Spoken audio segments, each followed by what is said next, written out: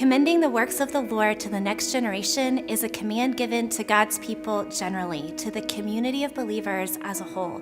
In Deuteronomy 6, when Israel is called to know the Lord, the one true God, to love him with all they are, to follow him diligently, and raise up future generations to do the same, that's given to the people of God generally, while parents bear a primary responsibility and have a primary joy in raising up and discipling their children. It takes the community of believers as a whole to faithfully make disciples of the next generation. When we think about the church and their role in discipling the next generation, we think primarily of a people. The church is essentially and fundamentally the people of God, fellow believers, brothers and sisters that we're in relationship with.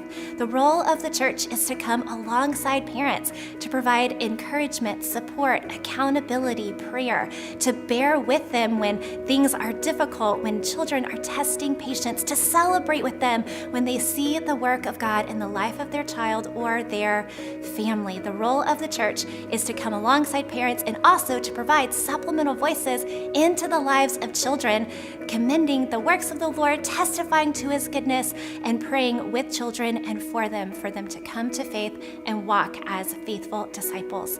The church also takes in the spiritual orphan, those without believing parents. Many of us can give testimony to the fact that God used a faithful camp counselor, a coach, a teacher, an adult in our lives to first share the gospel with us. And so as believers, we look for opportunities to share the gospel with children and students that aren't growing up in homes where the gospel is proclaimed or where Christ is honored. There are more formal structures within the church that also help in providing frameworks for discipling the next generation. The elders of a local church, like the Village Church, they're entrusted with the responsibility of stewarding God's word, teaching parents the same things that they are to teach their children, and also to help them be faithful to that call of discipling their children within their home. There are also age-specific ministries and educational environments where children are able to be taught according to where they are in their stage of development.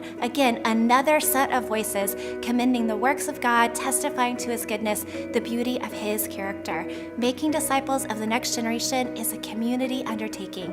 It takes all of us.